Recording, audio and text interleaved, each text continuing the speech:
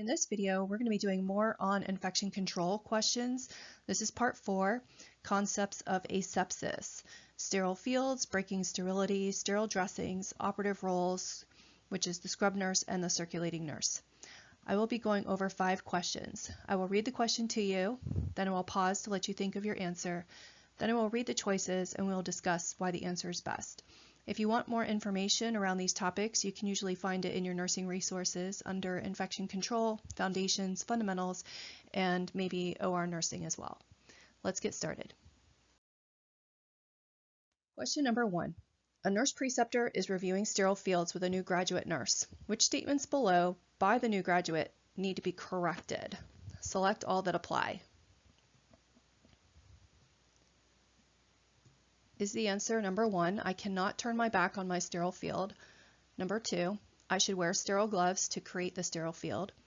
Number 3, the sterile field cannot be below my waist.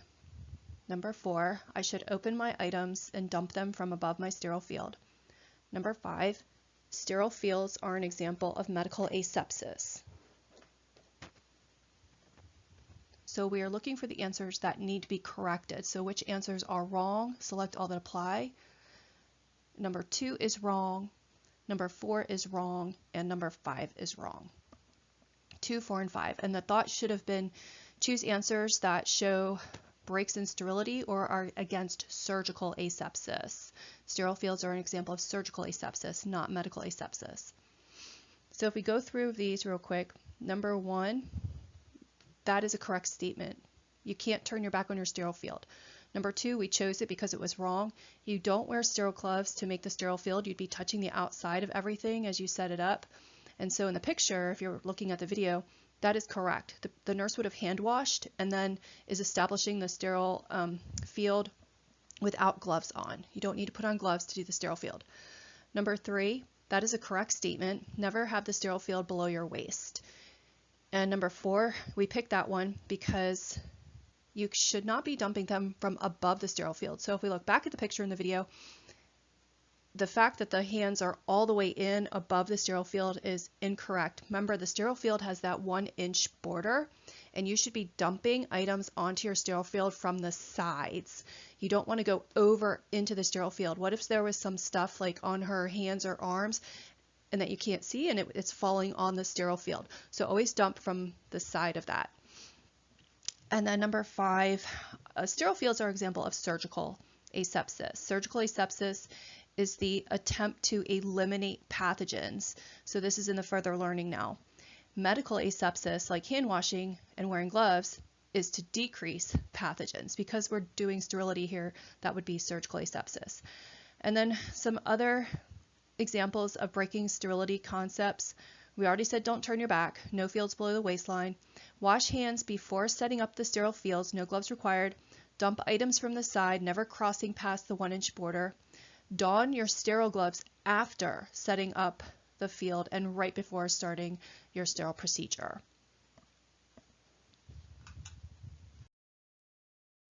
Question number 2. A nurse observes a new graduate perform a sterile dressing. The nurse observes the new graduate don clean gloves to remove the old dressing, remove the gloves to make the sterile field, and then don sterile gloves to put on the new dressing. What should the observing nurse do? Is the answer number 1, praise the nurse for good technique. Number 2, stop the nurse before the nurse makes the sterile field and tell her to wash her hands. Number 3, remind the nurse to use gloves to make the sterile field next time. Number 4, let the nurse manager know. And the answer here is number 2. If you remember from the last question, the nurse was supposed to wash hands before doing the dressing change. So, before making the sterile field. So in this case, it didn't say that the nurse washed their hands. They didn't hand sanitize. That's what they needed to do. And so this is an example of the unsafe provider, possibly risk for infection if allowed to continue. And so we do need to stop that nurse right there and remind the nurse to wash her hands before touching anything and making the sterile field. So in the bottom, it's just further learning when we should hand sanitize.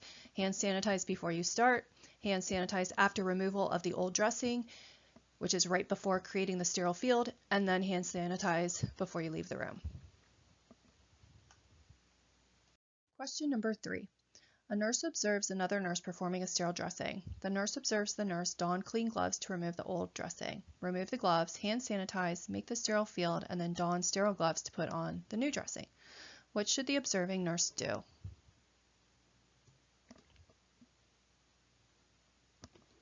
Would you do number 1, praise the nurse for good technique? Number 2, stop the nurse before the nurse makes the sterile field and tell her to wash her hands with soap and water? Number 3, let the nurse manager know. Number 4, remind the nurse to use gloves to make the sterile field next time. And the answer here is number 1, praise the nurse for good technique. In this question, even though it kind of looks like the last question, it's not, because it does say that the nurse hand sanitized after removing the old gloves and before making the sterile field, and so this technique was done correctly. So just remember that not every question on the test needs to be a problem. Question number 4. A nurse is doing a sterile dressing to a new surgical wound. As the nurse is picking up the sterile gauze for the dressing, the gauze accidentally drops on the wound. What should the nurse do? Number 1, take the gauze off the wound and throw it away. Number 2, remove the gauze and clean the wound again. Number 3, leave the gauze and continue to dress the wound. Number 4, notify the doctor about the break in sterility and risk for infection. The answer here is number 3. The thought is that the gauze is supposed to end up on the wound anyway, and just because you dropped it doesn't mean that you can't use it. So if the gauze ended up on the wound where it's supposed to be, go ahead and use it and continue with the wound dressing. In the further learning, again, it's a good idea to remember that not every question is a problem. So the gauze landing on the wound where the nurse was about to place it anyway is not something that we have to be concerned about. Question number 5. In the intraoperative phase, the circulating nurse notices the patient is not adequately covered to maintain privacy. What should the circulating nurse do to maintain aseptic technique?